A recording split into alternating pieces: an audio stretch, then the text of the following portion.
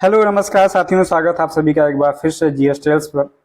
मैं हूं दिवाकर और हाजिर हैं मॉडर्न हिस्ट्री का अगला पार्ट लेके, जिसमें कि हम ब्रिटिश शासन का भारतीय अर्थव्यवस्था पर कैसा प्रभाव था, यानी कि इंडियन गवर्नेंस का ब्रिटिश गवर्नेंस का इंडियन इकोनॉमी पर क्या इम्पैक्ट था, क्या इफेक्ट था, उसको हम डिस्कस करने वाले हैं। इसमें हम देखेंगे कि उनकी कौन कौन सी इकोनॉमिक पॉलिसीज थी।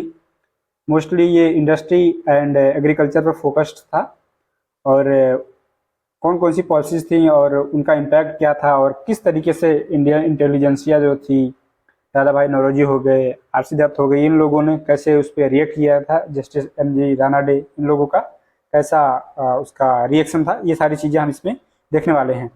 हल्का सा मेंशन कर दें कि ये देखिए, जो लोग यूपीएससी या स्टेट पीसीएस का मेंस लिखते हैं, उसमें तो इंटीग्रल पार्ट होता है, किसी न किसी तरीके से चीज़ पूछा ही जाता है।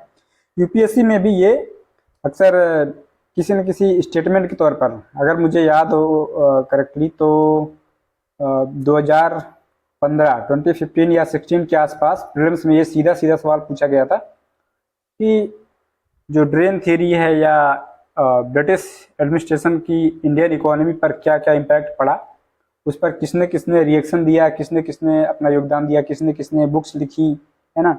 ये सारी चीज़ें सीधा सीधा क्वेश्चन आया था, इसमें ऑप्शन था M G Ranade, R C Dutta और ये नौरोजी जी का।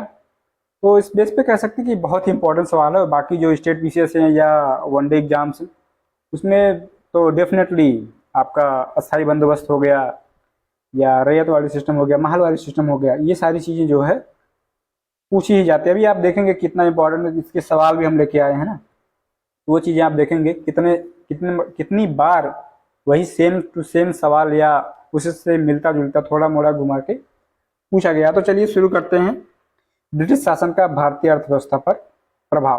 ओके, तो ब्रिटिश शासन के दौरान भारत में धनिक वर्ग, जो थोड़ा रिच लोग थे, उनके द्वारा भू संपत्ति में निवेश करने को तरजीह दिए जाने के कारण उद्योगों का कोई खास या स्वतंत्र विकास नहीं हो सका। ठीक है, अंग्रेजों की नीतियां भी कुछ ऐसी ही थी, लेकिन उससे भी बड़ा रीजन ये था कि जो हमारे धनिक वर्ग थे इंडियन के, वो लोग भू संपत्ति में ही ज़्यादा इन्वेस्टमेंट करते थे। इनफैक्ट आज भी यही सिस्टम चला आ रहा है। हालांकि अब तो मतलब इंडस्ट्री में भी काफ़ी ग्रोथ हो गई है और हो भी रही है, स्टार्टअप वगैरह के चक्कर में अब थोड़ा और भी लोग जागरूक हो रहे हैं। लेकिन फिर भी अगर आज भी एक मिडिल क्लास इंसान जॉब पाता है, थोड़ी ठीक ठाक सैलरी होती है उसकी, तो पहले अपने जो प्रीवियस ड्यूज होते हैं उनको कवर करके उसके बाद तुरंत वो जमीन लेना स्टार्ट कर देता है ना। खासतौर से जो सरकारी नौकरी वाले लोग हैं, तो वही सिस्टम पहले भी था। इसकी वजह से उद्योगों को कुछ खास स्वतंत्र विकास नहीं हो सका। 1793 में आता है लॉर्ड कॉर्नवालिस का परमानेंट सेटलमेंट सिस्टम, यानी कि अस्थाई बंदोबस्त प्रणाली। इस प्रणाली में होता क्या था, ये लोग जमींदारों को चुनते थे, उनको जो है लैंड राइट्स दे दिया करते थे, भू संपत्ति का अधिकार दे दिया करते थे। और फिर जो जो जमींदार होते थे, ठीक है, जो जमींदार होते थे वो किसानों के पास जाते थे, किसानों से बोलते थे तुम जो है खेती करो, और जो प्रोडक्शन होगा, ठीक, उस बेस पर एक फिक्स लगान जो है, या एग्रीकल्चर टैक्स जो था, लैंड टैक्स जो था, वो सारी चीज़ें देनी होती थी किसानों को, जमींदारों को। कि फिर जमींदार जो है उसका 10/11 भाग ब्रिटिश ईस्ट इंडिया कंपनी को देते थे, और 1/11 भाग खुद अपने पास रखते थे। ये सिस्टम थी। अंग्रेजों ने सोचा कि जमींदारों को अगर ये लैंड राइट्स दे दिए जाएंगे, भूमि अधिकार दे दिए जाएंगे भू संपत्ति का, तो उसमें क्या करेंगे, ज़्यादा से ज़्यादा लगान उनको देंगे और भूमि में इन्वेस्टमेंट करेंगे, जिससे कि उसकी उर्वरा शक्ति बढ़ेगी और उत्पादन बढ़ेगा। ये सारी चीज़ें वो उम्मीद करके उन्होंने जमींदारों को जो है लैंड राइट्स दे दिए, या भू संपत्ति का जो है स्वामी बना दिया। लेकिन होता क्या है कि वो लोग ज़्यादा से ज़्यादा एक्सट्रैक्शन करने में लग गए, ज़्यादा से ज़्यादा लगान वसूली करने में लग गए, और भूमि की जो उर्वरा शक्ति थी उस पर कुछ खास इन्वेस्टमेंट नहीं किया, जिसकी वजह से फिर प्रोडक्शन घटता गया। और बाद में जाके 20-22 साल 25 साल बाद भी ये जो व्यवस्था थी परमानेंट सेटलमेंट, ये भी चरमराती हुई नजर आई। ये सिस्टम था, इसको इस्तेमरारी, जागीरदारी, मालगुजारी, बीसवेदारी आदि अलग अलग नामों से जाना जाता है। यह व्यवस्था बंगाल, बिहार, उड़ीसा तथा उत्तर प्रदेश के वाराणसी तक के क्षेत्र में लागू थी। ये इंपॉर्टेंट पॉइंट होता है कि ये व्यवस्था कहाँ पर ज़्यादा एक्टिव थी, कहाँ पर ज़्यादा लागू की गई थी। तो ये आप कह सकते हैं जो पूर्वी भारत है उत्तर प्रदेश के साथ, वहाँ पर ये ज़्यादा लागू थी, ठीक है। और अगर हम डेटा देखें तो लगभग 19% इंडिया के, लगभग ब्रिटिश इंडिया के लगभग 19% एरिया पर ये व्यवस्था लागू थी, परमानेंट सेटलमेंट यानी अस्थायी बंदोबस्त। इस व्यवस्था के अंतर्गत हमने बताया कि जमींदारों का एक नया वर्ग को भूस्वामी बना दिया गया और उन्हें 10/11 भाग अंग्रेजों को देना था और 1/11 भाग अपने पास रखना था। इसके अंतर्गत जमींदार छोटे पूंजीपति थे, ठीक है, जो वही चीज हमने कहा कि लैंड में इन्वेस्ट करते थे, भू संपत्ति में इन्वेस्ट करते थे, वही लोग जो है जमींदार बना दिए गए। अस्थायी भूमि बंदोबस्त या जमींदारी प्रथा के बाद अंग्रेजों द्वारा भारत में भू राजस्व वसूली हेतु लागू की गई अगली जो व्यवस्था थी वो थी रैयतवाड़ी सिस्टम, ठीक है। अब इसमें क्या होता था, पहले तो जमींदारों को मालिक बनाया गया, लेकिन रैयतवाड़ी सिस्टम ने जो है किसानों को, रैयत मतलब किसान, अगर आपको याद हो प्रीवियस लेक्चर में बताया था कि तेलंगाना में एक रायतू बंधु स्कीम आई थी, वही जिसमें जैसे कि अभी किसान सम्मान निधि योजना है उससे पैसे मिलते, उसी तरीके से तेलंगाना में रायतू बंधु स्कीम है। तो उस रायतू का मतलब रायत जो होते हैं वो किसान से संबंधित है, ठीक है। और ऑब्वियसली ये साउथ इंडिया और वेस्टर्न इंडिया की पॉलिसी थी रैयतवाड़ी सिस्टम, जिसमें किसानों को जो है उनकी जमीन का मालिकाना हक दे दिया गया और उनसे कहा गया कि आप ही जो है लगान देंगे ईस्ट इंडिया कंपनी को, ठीक है। ईस्ट इंडिया कंपनी को सीधे किसानों से लगान देने की बात की गई। तो अब डायरेक्ट जो है किसान ईस्ट इंडिया कंपनी को लगान देते इस रैयतवाड़ी व्यवस्था के अंतर्गत। इसके जन्मदाता थे थॉमस मुनरो और कैप्टन रीड। ये सवाल कई बार पूछा गया है। सर्वप्रथम इसे तमिलनाडु के बारामहल जिले में लागू किया गया। जनरली हम ये सुनते हैं कि रैयतवाड़ी सिस्टम थॉमस मुनरो के द्वारा स्टार्ट किया गया था और ये मद्रास में सबसे पहले लागू की थी, लेकिन मद्रास में भी तमिलनाडु के बारामहल जिले में ये लागू किया था सबसे पहले। उसके बाद ये मद्रास, बम्बई, कुछ हिस्से पूर्वी बंगाल, असम तथा कुर्ग जो कि आज कर्नाटक का एक भाग है, इन सब जगहों पर लागू की गई। तो देखिए क्वेश्चन इस तरीके से भी पूछा जाता है कि बम्बई मद्रास ठीक है, लेकिन पूर्वी भारत, पश्चिमी भारत, दक्षिणी भारत, उत्तरी भारत, नॉर्थ ईस्टर्न इंडिया कहाँ लागू की गई थी। तो इसमें आप देखेंगे बम्बई जो है आपका पश्चिमी भारत में आ जाएगा और इधर मद्रास ये सब जो है आएंगे साउथ इंडिया में, मेनली यहाँ पर लागू थी। इसके साथ साथ पूर्वी बंगाल, असम तथा पूर्व तो ऑब्वियसली साउथ इंडिया या वेस्टर्न इंडिया का पार्ट आ जाएगा। इस प्रथा के अंतर्गत हमने बता दिया कि रैयत को भूमि का मालिकाना हक दे दिया जाता था और फिर वो डायरेक्टली जो है ईस्ट इंडिया कंपनी को भू राजस्व का भुगतान करने के लिए उत्तरदायी थे। इस व्यवस्था में कृषक भूस्वामित्व की स्थापना की। इंपॉर्टेंट पॉइंट है, ये आप अपने मेंस में भी यूज कर सकते हैं या यूपीएससी इस स्टेटमेंट को सीधा हूबहू कॉपी करके किसी सवाल में पूछ सकती है, प्रीलिम्स में भी। इसके अंतर्गत कुल ब्रिटिश भारत के भू क्षेत्र का लगभग 51%। ये इंपॉर्टेंट पॉइंट है कि 3 सिस्टम थे, एक तो परमानेंट सेटलमेंट अस्थायी बंदोबस्त, दूसरा रैयतवाड़ी सिस्टम और तीसरा जो है महलवाड़ी सिस्टम, ठीक है। तो महलवाड़ी सिस्टम और मतलब रैयतवाड़ी सिस्टम एंड जो है अस्थाई बंदोबस्त, इनमें सबसे ज्यादा रैयतवाड़ी में 51% भाग हिस्सा शामिल था, ठीक है। ब्रिटिश भारत का सबसे ज्यादा हिस्सा इसमें शामिल था। उसके बाद महलवाड़ी में लगभग 30% के आसपास, और जो सबसे ज्यादा फेमस है यानी कि अस्थाई बंदोबस्त परमानेंट सेटलमेंट, उसमें 19% हिस्सा ब्रिटिश इंडिया का शामिल था। इस व्यवस्था के अंतर्गत लगान की वसूली कठोरता से की जाती थी तथा लगान की दर भी काफी ऊंची थी। ये सारी चीजें थी। अब आगे आते हैं महलवाड़ी सिस्टम में। इसमें क्या होता था, एक महल कंसीडर किया जाता था। भू राजस्व व्यवस्था कृषक के साथ नहीं यानी रैयत के साथ नहीं, बल्कि ग्राम के साथ अथवा महल जो कि जागीर का एक भाग हुआ करता था के साथ स्थापित की गई। यानी कि अब वो गांव या महल जो है जागीर का एक भाग जो हुआ करता था, वो डायरेक्टली ईस्ट इंडिया कंपनी को लगान देगी, ठीक है। उसे लगान मिलेगा कहाँ, वो किसानों से वसूलेगी। जैसे जमींदारों को किसानों से वसूलना था, उसी तरीके से ये महल या ग्राम जो है वो किसानों से लगान वसूलेगी और फिर ईस्ट इंडिया कंपनी को देगी। ये था महलवाड़ी सिस्टम। अब ये जो इसके अंतर्गत ग्राम समाज सम्मिलित भूमि का, वही चीज हमने कहा कि पूरी भूमि का जिसे सामलाभ भी कहा जाता था और अन्य भूमि का स्वामी होता था ग्राम समाज या महल जिसे बोलते थे। यह पद्धति कहाँ कहाँ लागू थी, उत्तर प्रदेश में, मध्य प्रांत यानी मध्य प्रदेश, पंजाब में लागू की गई थी, ठीक है। और कुल ब्रिटिश भारत के भू क्षेत्र का लगभग 30% हिस्सा था। ये चीज़ हमने पहले डिस्कस कर दी। इम्पोर्टेंट पॉइंट ये है, ये यूपी, एमपी तथा पंजाब में लागू थी महलवाड़ी सिस्टम। औपनिवेशिक शासनकाल में भारत सरकार के गृह शुल्कों होम चार्जेज, इस पर भी सवाल पूछे गए हैं और मेंस के लिए भी ये पॉइंट इंपॉर्टेंट है। इससे क्या मतलब होता था कि इंग्लैंड स्थित राज्य सचिव यानी सेक्रेटरी ऑफ स्टेट द्वारा भारत सरकार की ओर से किया गया जो व्यय था, यानी कि जो सेक्रेटरी ऑफ स्टेट थे वो भारत सरकार की तरफ से जो भी व्यय करते थे या इन्वेस्टमेंट करते थे या खर्चे करते थे, वो सारी चीज़ें होम चार्जेज यानी कि गृह शुल्कों के अंतर्गत कंसीडर की गई। अब इसमें शामिल क्या क्या थे?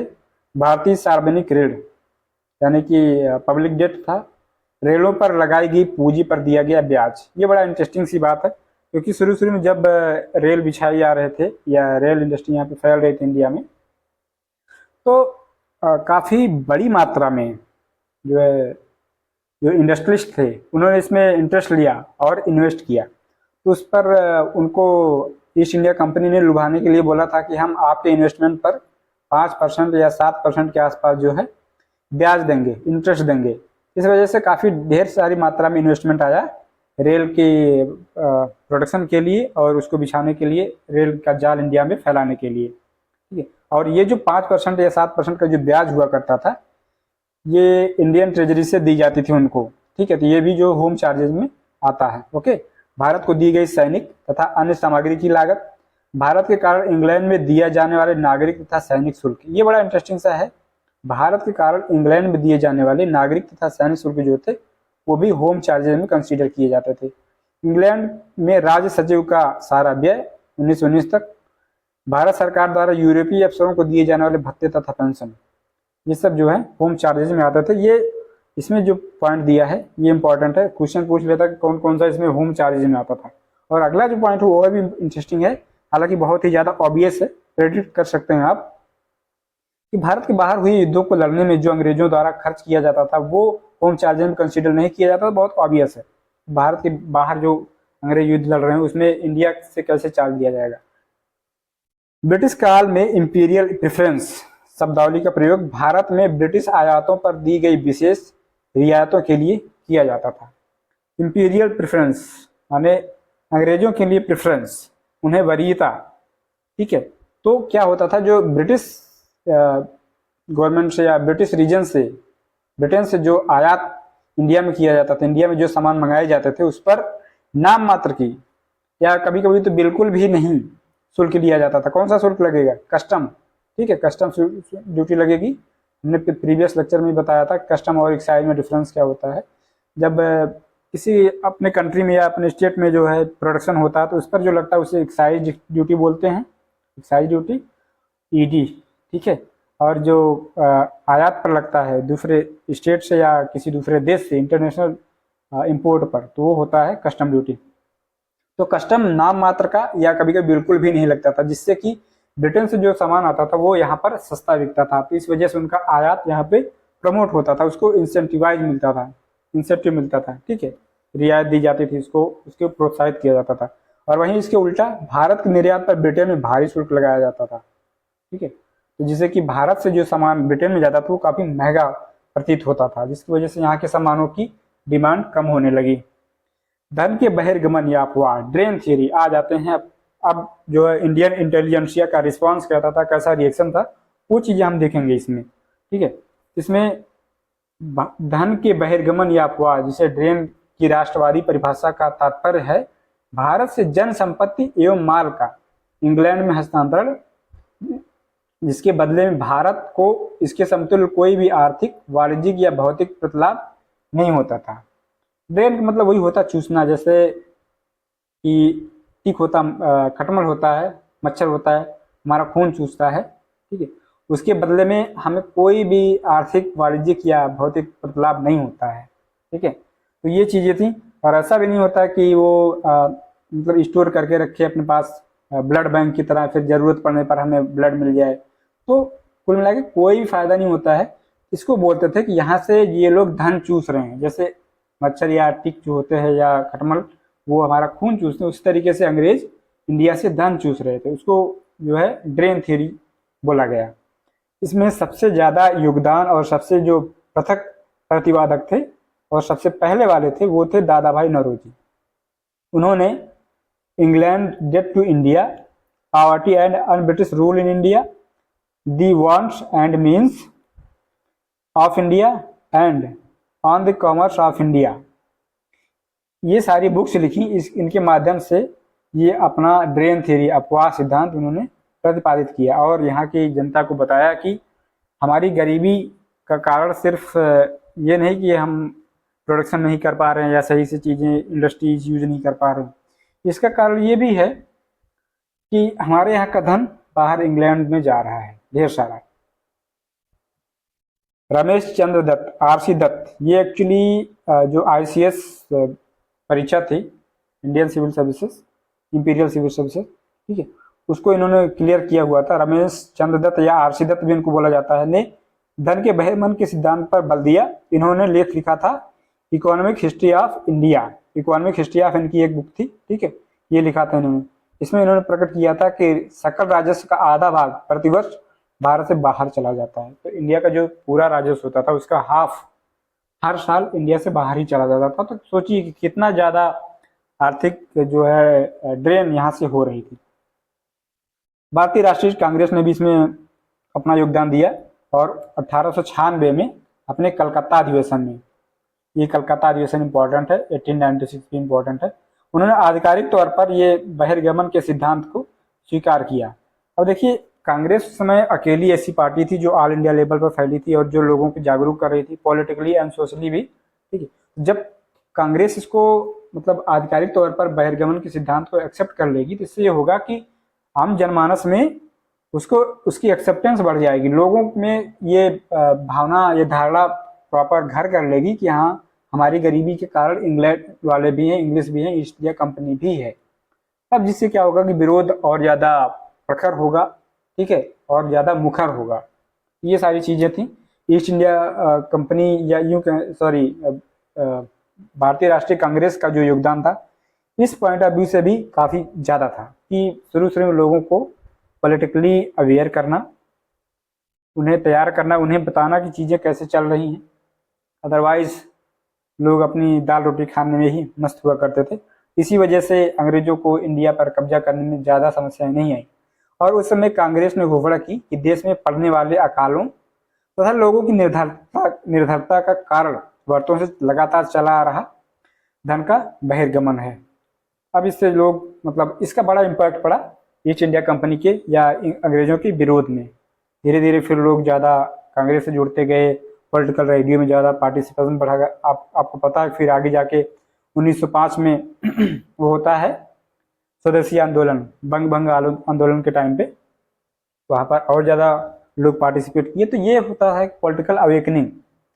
सर सैयद अहमद खां, ये भी एक शख्सियत थे। ये जो बहुत ज़्यादा मतलब पॉलिटिकली और सोशली एक्टिव हुए 1857 की क्रांति के बाद। 1857 की क्रांति से पहले ये ब्रिटिश एडमिनिस्ट्रेशन में अंग्रेजों के जो प्रशासन था उसमें एक ऑफिसर की तरह उन्होंने अपना योगदान दिया। लेकिन उसके बाद जब वो रिटायर हो गए 1857 की क्रांति में, जो उनका योगदान हुआ करता था मुस्लिमों का, बहुत ज़्यादा नहीं था, फिर भी जो भी था उससे भी अंग्रेज खफा थे। तो सर सैयद अहमद खान ने यहीं पर अपॉर्चुनिटी देखी और उन्होंने इंग्लिश ये जो मुस्लिम थे इनको अवेयर करना शुरू किया कि हमारा जो विकास है वो भारत में आंग्ल सत्ता के बने रहने से ही संभव है। यानी कि वो नहीं चाहते थे कि अंग्रेज इंडिया से जाएं या अंग्रेजों का विरोध हो। इस वजह से उन्होंने इस मुस्लिमों को कम से कम समझाना शुरू किया, उन्हें अवेयर करना शुरू किया कि अंग्रेजों का विरोध ना करें। तो आप देखेंगे कि 1857 के बाद उनकी जो यहाँ तक मुस्लिम लीग के पहले तक कोई खास कंट्रीब्यूशन नहीं होता है, वो धीरे धीरे और भी तटस्थ होते चले जाते हैं स्वतंत्रता संग्राम से, ठीक है, भारत की आज़ादी की लड़ाई से। और यही सर सैयद अहमद खां थे जिन्होंने 1875 में जो है एंग्लो ओरिएंटल कॉलेज की स्थापना की, ठीक है। मोहम्मद एंग्लो ओरिएंटल कॉलेज जिसको कि बाद में जाके अलीगढ़ मुस्लिम यूनिवर्सिटी AMU का नाम दिया गया। ठीक है, एक्चुअली अलीगढ़ मुस्लिम यूनिवर्सिटी से इनका एक मतलब ये एक और प्रयास का रिजल्ट था, जो था कि अलीगढ़ मूवमेंट। अलीगढ़ मूवमेंट के अंतर्गत इन्होंने यही किया था कि मुस्लिमों को अलग थलग करना, जो आज़ादी की लड़ाई थी वहाँ से, और उनका सिंपैथाइजर बनाना अंग्रेज़ों का, उन्हें एजुकेट करना, सोशल रिफॉर्मर भी बने ये बाद में। ठीक है, कि बताया कि, और फिर लास्ट में जाते जाते इन्होंने इंडियन नेशनल कांग्रेस की भी आलोचना की और उसका अपोज भी किया। और इसी बेस पर जो दादा भाई नौरोजी का ड्रेन थ्योरी था, जो कि एकदम बहुत ही एकदम पानी की तरह साफ था, एकदम सुस्पष्ट था, उसका भी उसमें भी ये विश्वास नहीं करते। इसका कारण यही था कि वो नहीं चाहते थे कि इंग्लैंड यहाँ से जाए या इंग्लैंड अंग्रेजों का पतन हो। ठीक है, क्योंकि उनका मानना था कि अंग्रेजी सत्ता में ही मुस्लिमों का कल्याण है। ब्रिटिश शासन के समय अर्थव्यवस्था को खोखला करने का सिद्धांत पर दादा भाई नौरोजी ने पुस्तक लिखी है। ड्रेन थ्योरी से 4 बुक्स हमने ऑलरेडी डिस्कस कर दिए हैं। दादा भाई नौरोजी ने अंग्रेजी राज की शोषक नीतियों का अनावरण किया और कहा कि यह राज्य भारत को दिन प्रतिदिन लूटने में लगा है, जिसके कारण भारत निर्धन देश बनता जा रहा है। अब इसके परफेक्ट में उन्होंने अपनी ड्रेन थियरी दी। ड्रेन थियरी के बारे में सबसे बड़ा नाम जो है दादा भाई नौरोजी जी का ही है। दादा भाई नौरोजी ने WC बनर्जी के साथ मिलकर लंदन इंडिया सोसाइटी, ब्रिटेन में लंदन इंडिया सोसाइटी का गठन किया 1865 में, जिसका मेन कारण था कि इंडिया की जो प्लाइट थी, इंडिया में जो भारत की दुर्दशा थी, भारत दुर्दशा को और भारतीयों की स्थिति को इंग्लैंड में जाके लोगों को बताना, वहाँ की सरकार को अवेयर करना, उसका इन लोगों का ये मेन मकसद था लंदन इंडिया सोसाइटी के पीछे को बनाने के पीछे 1865 में। कौन कौन से? दादा भाई नौरोजी तथा WC बनर्जी। 1892 में लिबरल पार्टी के टिकट पर ब्रिटिश हाउस ऑफ कॉमन्स के लिए चुने जाने वाले वो पहले भारतीय थी, दादा भाई नौरोजी। ठीक है, that's all from this theoretical session. और इस बेस पे हम आशा करते हैं कि चीज़ें, ये जो इकोनॉमिक इम्पैक्ट था, सारी क्लियर हो गई होंगी। तो आप सेशन को लाइक कर सकते हैं। अब हम आगे बढ़ेंगे अपने क्वेश्चन की तरफ। ठीक है, क्वेश्चन में देखें कौन कौन से इंपॉर्टेंट क्वेश्चन पूछे गए हैं। जैसे 2011 में आप देख सकते हैं कि भारत में उपनिवेशिक शासन काल में होम चार्जेस के बारे में इन्होंने स्टेटमेंट दिया। पूछे कौन सा इसमें होम चार्जेस कॉन्स्टिट्यूट करता था, उसकी संगठन कौन कौन सी थी। लंदन में इंडिया ऑफिस के भरण पोषण के लिए प्रयोग लाई जाने वाली निधि, बिल्कुल सही बात है, ये वही है सेक्रेटरी ऑफ जो स्टेट थे, जो लंदन की पार्लियामेंट का हिस्सा हुआ करते थे, उसका मेंबर हुआ करते थे। इंडिया ऑफिस के भरण पोषण के लिए प्रयोग में लाई जाने वाली निधि। भारत में कार्यरत अंग्रेज कर्मचारियों के वेतन और पेंशन देने हेतु लाई जाने वाली निधि। ठीक है, ये भी सही है। भारत के बाहर हुए युद्धों को लड़ने में अंग्रेजों द्वारा प्रयोग में लाई जाने वाली निधि, ये गलत है। तो थर्ड स्टेटमेंट गलत है, पहला दूसरा सही, यानी कि बी इसका आंसर हो जाएगा। सिंपल सा था, थर्ड वाला एलिमिनेट करना था और सेकंड वाला बहुत ही क्लियर है। ठीक है, next question is imperial preference का प्रयोग किया गया था। इसको भी हमने डिस्कस किया। भारत में ब्रिटिश आयातों पर दी गई विशेष रियायतों के लिए, जो ब्रिटेन से आयात होता था सामान इंडिया में, उस पर जो रियायत दी जाती थी उसको इंपीरियल प्रेफरेंस बोला गया। ब्रिटिश शासन के दौरान भारत में उद्योगों का कोई स्वतंत्र विकास नहीं हुआ। इसका क्या कारण था? उद्योगों का कोई स्वतंत्र विकास नहीं हुआ। इसका सबसे पहला स्टेटमेंट हमने बताया था, जो धनिक वर्ग द्वारा भू संपत्ति में निवेश करना, ना कि इंडस्ट्रीज में। ठीक है, 18वीं शताब्दी के मध्य इंग्लिश ईस्ट इंडिया कंपनी के द्वारा बंगाल से निर्यातित प्रमुख पण्य पदार्थ स्टेपल कमोडिटीज क्या क्या थे? अब स्टेपल कमोडिटीज का मतलब होता है जो हमारी दैनिक खान पान की चीज़ें या इम्पोर्टेंट चीज़ें हैं जो कि एक्सपोर्ट किया जाए। उसमें थे कपास, रेशम, सोरा और अफीम। सोरा और अफीम आप जानते हैं कि बिहार इसके लिए फेमस था। ठीक है, प्रीवियस लेक्चर में इसको कवर किया गया था। तो कपास, रेशम, सोरा और अफीम जो है यहाँ से एक्सपोर्ट किया जाते थे। ठीक है, बंगाल से। आपको पता है कि नील की खेती भी उसी दौरान की जाती थी और वो भी आयात निर्यात का ही पार्ट हुआ करती थी। इस्तेमरारी बंदोबस्त किसने लागू किया? इस्तमरारी या जागीर जमींदारी सिस्टम, परमानेंट सेटलमेंट सिस्टम, अस्थायी बंदोबस्त किसने लागू किया? लॉर्ड कॉर्नवालिस ने। ओके, अस्थायी बंदोबस्त किससे किया गया था? अस्थायी बंदोबस्त, ध्यान देना, जमींदारों से। लॉर्ड कॉर्नवालिस का अस्थायी बंदोबस्त लागू किया गया था 1793 में। किसके प्रशासन काल में अस्थायी बंदोबस्त लागू किया गया? 1793 में लॉर्ड कॉर्नवालिस। देखिए कितनी बार ये सवाल पूछा गया है। इन सब सवालों को शामिल करने का मतलब यही है कि अस्थायी बंदोबस्त हो गया, रैयतवाड़ी सिस्टम हो गया, कितना इंपॉर्टेंट है। 1793 में लॉर्ड कॉर्नवालिस की भू व्यवस्था प्रणाली लागू होने के बाद कानूनी विवादों की प्रवृत्ति में बढ़ोतरी देखी गई। निम्नलिखित प्रावधानों में से किस एक को सामान्यतः इसके कारक के रूप में देखा जाता है? ठीक है, तो रैयत की तुलना में जमींदार की स्थिति अधिक सशक्त बनना, वो तो पहले से थी। ईस्ट इंडिया कंपनी को जमींदारों का आधिपत्य बनाना, ये कोई कारण नहीं था।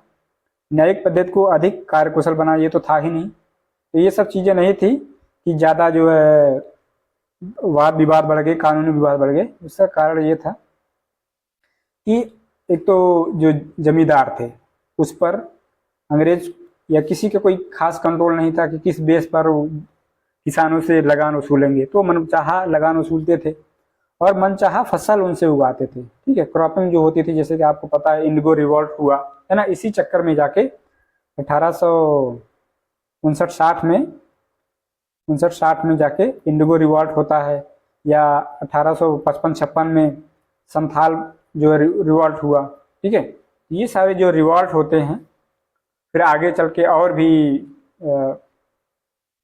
जो 1877-76 में भी इधर बिहार के एरिया में नादिया डिस्ट्रिक्ट में भी रिवॉल्ट हुई किसानों के द्वारा। तो उन सब रिवॉल्ट्स का जो कारण था वो यही था कि तो ढेर सारा लगान वसूलते थे और ज़बरदस्ती कमर्शलाइजेशन करते थे। ठीक है, उनसे तो ये सारी रीजन थे। उसके साथ ही साथ कुछ ऐसी भू जमीन थी जिस पर किसका पट्टा है, किसका अधिकार था, ये सारी चीज़ें भी क्लियर नहीं थी। जैसे कि हो गया गड्ढा हो गया या बंजर जमीन जो हो गई है ना, ये सारी चीज़ें। तो इन सब चीज़ों के चलते कानूनी विवादों की प्रवृत्ति में बढ़ोतरी देखी गई। तो ये सारे कारण थे।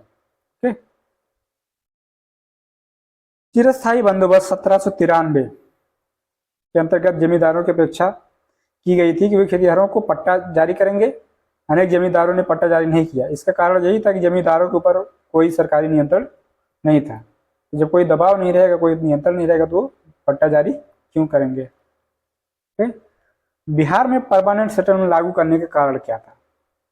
बिहार में परमानेंट सेटलमेंट लागू करने का यही कारण था कि भू राजस्व का राजस्व निर्णय हो सके।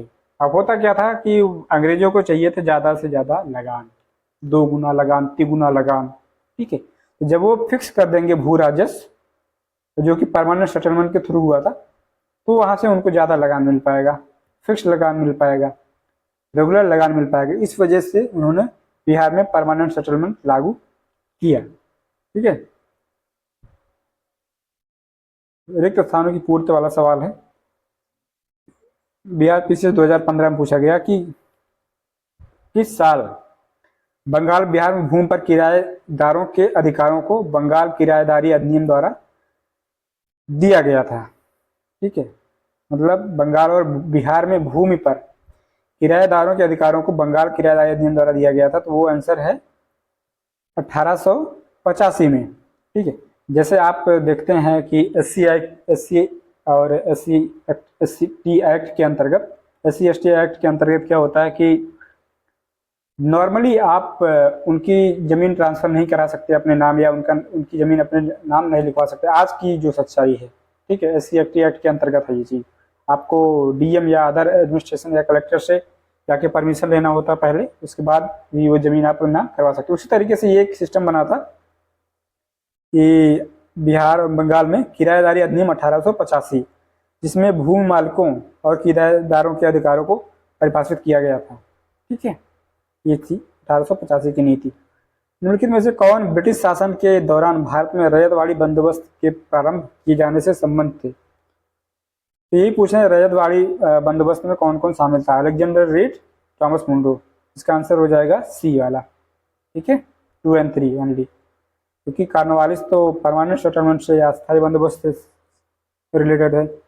अब देखिए रजतवाड़ी सिस्टम कितनी बार पूछा गया है, इसका इंपॉर्टेंस क्या है, यहाँ से देख सकते कितनी बार पूछा गया है कि सर्वप्रथम कहाँ लागू हुई थी, मद्रास में। ठीक है, भू राजस्व संग्रह प्रचलित था कहाँ कहाँ पर, तो ये है जैसे हमने बताया पश्चिमी भारत में, दक्षिणी भारत में, हालांकि पूर्वी भारत में भी था लेकिन कम था। ठीक है,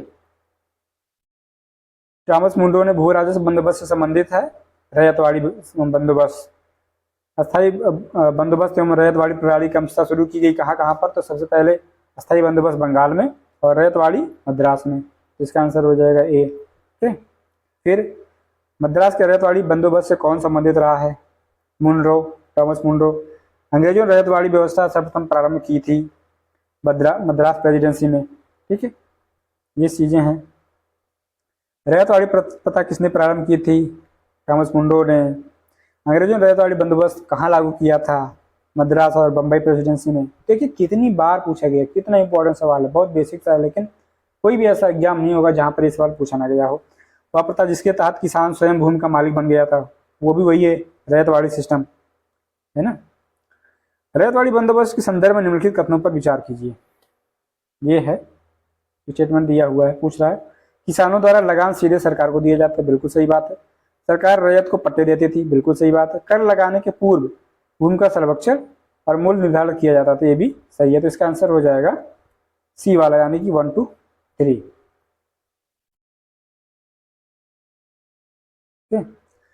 नीचे दो स्टेटमेंट दिए गए हैं, assertion and reason type question है। ब्रिटिश सरकार ने भारत के अलग अलग भागों में भू राजस्व की अलग अलग व्यवस्था लागू की, बिल्कुल सही बात है।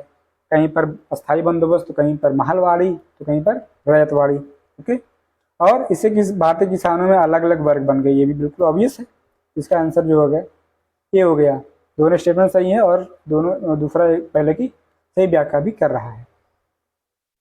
पंजाब भूमि हस्तांतरण अधिनियम कब पारित किया गया, पंजाब भूमि हस्तांतरण अधिनियम जो है वो पारित किया गया 1900 में। ठीक है, ये भी वही चीज़ है जैसे SC/ST एक्ट है, वो भी पंजाब भूमि हस्तांतरण से एकदम समझ लीजिए हूबहू कॉपी है। उसके अंतर्गत ये था कि कृषकों की भूमि का गैर कृषकों के पास हस्तांतरित होना समाप्त हो गया। इसमें यह था कि कृषकों की भूमि गैर कृषक नहीं ले सकते, और SC/ST एक्ट ये है कि भाई कलेक्टर से या DM साहब से पूछ के ही आप जो ले सकते, नहीं तो कोई भी नहीं ले सकता, चाहे कृषक हो या नॉन कृषक हो। असम में सर्वप्रथम चाय कंपनी की स्थापना कब की गई, वही की गई जब 1839 में। ठीक है, 1839 वो समय था जब महाराजा रणजीत सिंह की मृत्यु हुई और प्रथम आंग्ल अफगान युद्ध हुआ। ठीक है, ये सारी चीजें भी आप याद रखें।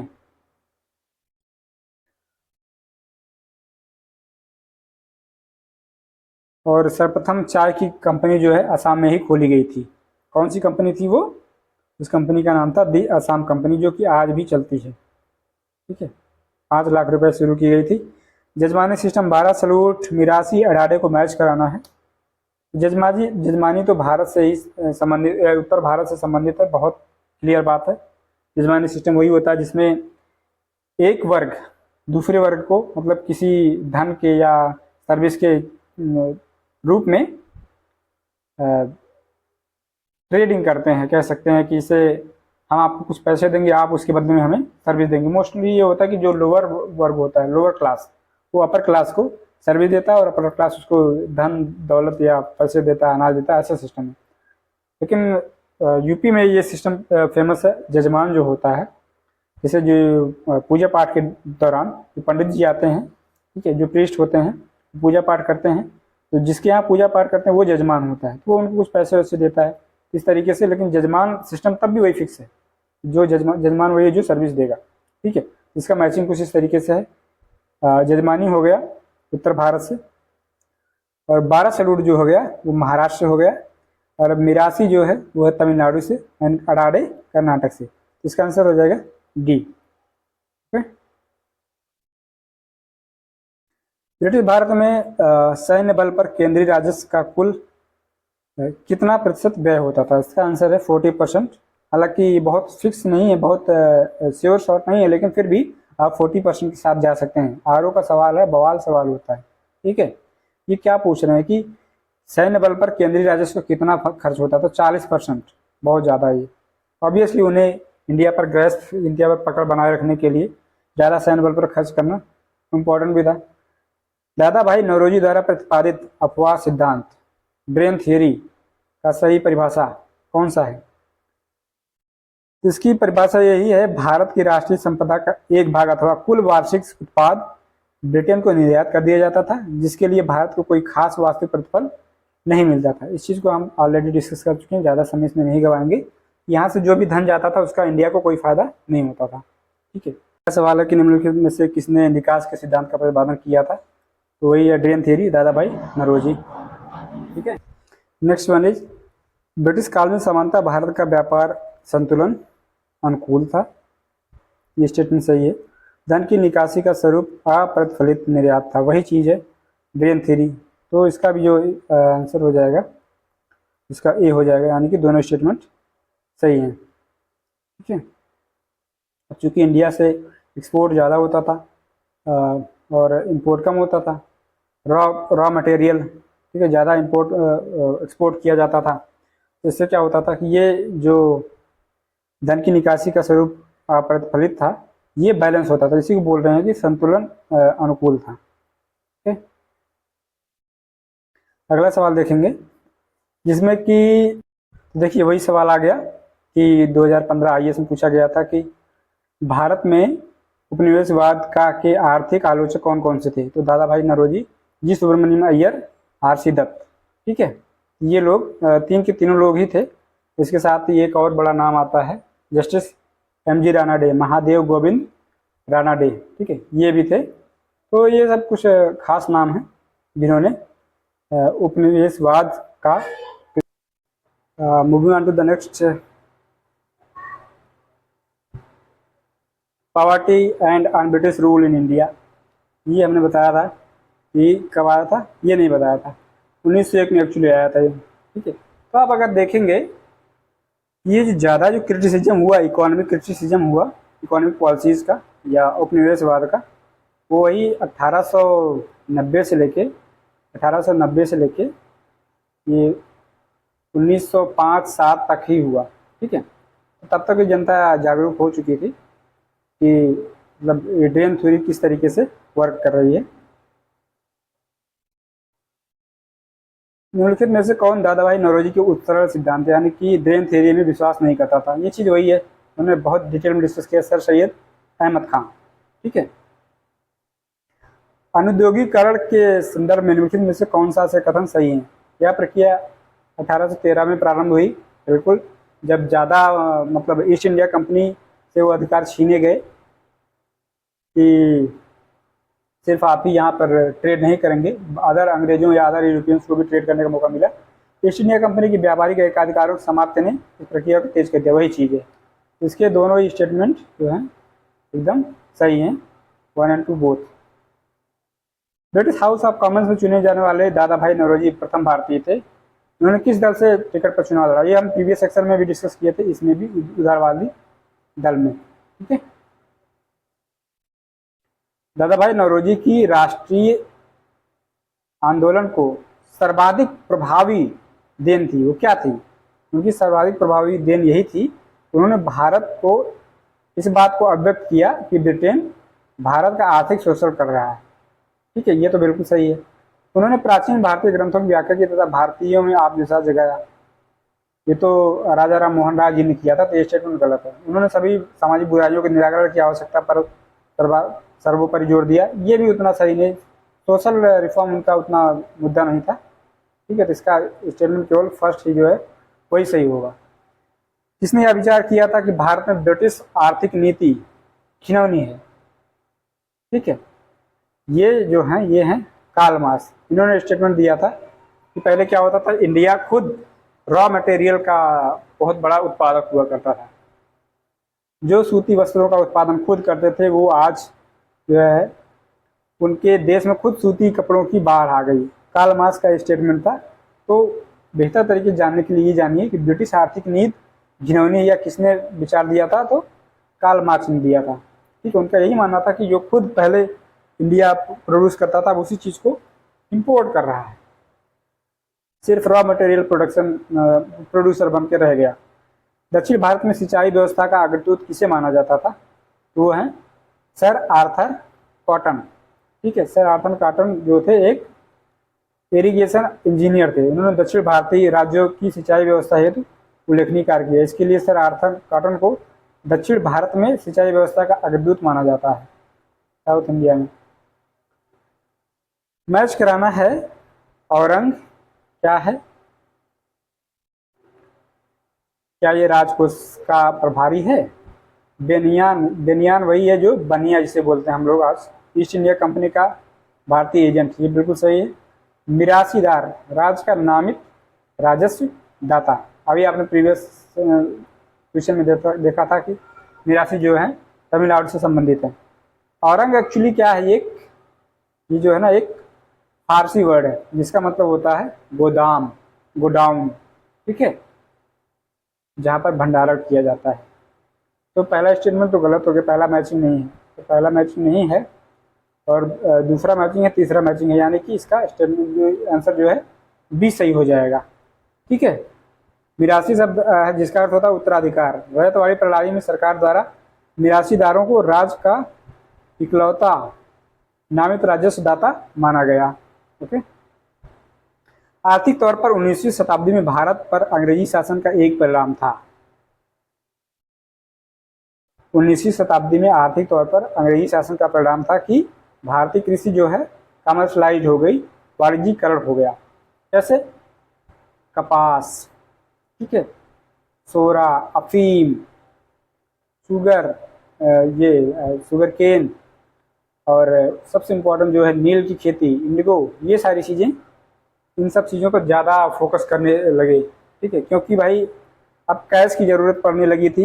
ये लोग ऋण ले लिया करते थे, डेट ले लिया करते थे किसान जो थे, तो उन्हें कैश की ज़रूरत पड़ने लगी, तो वो कैश क्रॉप्स या कमर्शियल क्रॉप्स ज़्यादा उगाने लगे। इस वजह से भारतीय कृषि का कमर्शलाइजेशन हो गया, वाणिज्यीकरण हो गया। तो 19वीं शताब्दी में भारत पर अंग्रेजी शासन का एक परिणाम था कि कृषि का वाणिज्यीकरण हुआ। ओके, निम्नलिखित में से कौन सा कथन औद्योगिक क्रांति के द्वारा 19वीं शताब्दी के पूर्वार्ध में भारत पर पड़े प्रभाव की सही व्याख्या करता है? मतलब कि कह रहे हैं कि 1800 से लेकर 1850 के आसपास कौन सा ऐसा मतलब औद्योगिक क्रांति का इम्पैक्ट था। तो भारतीय दस्तकारी उद्योग नष्ट हो गए। यही इसका स्टेटमेंट जो है, पहला स्टेटमेंट सही है। ऑब्वियसली 2020 IAS में ये सवाल पूछा गया था। वही कार्ल मार्क्स को दूसरे स्टेटमेंट दूसरे तरीके से बोला जा रहा है, जो हथकरघा था, चरखा था, ये सारी चीज़ें जो हम पहले जिसमें पारंगत थे, उस चीज़ों में अब जो है हम उसमें उसको इंपोर्ट करने लगे। सूती वस्त्र हम इंपोर्ट करने लगे जो कि हम खुद पहले बनाया करते थे। ठीक है, तो उसी को बोलते हैं दस्तकारी उद्योग नष्ट हो गए 1800 से 1850 के जो है दौरान। That's all from this session.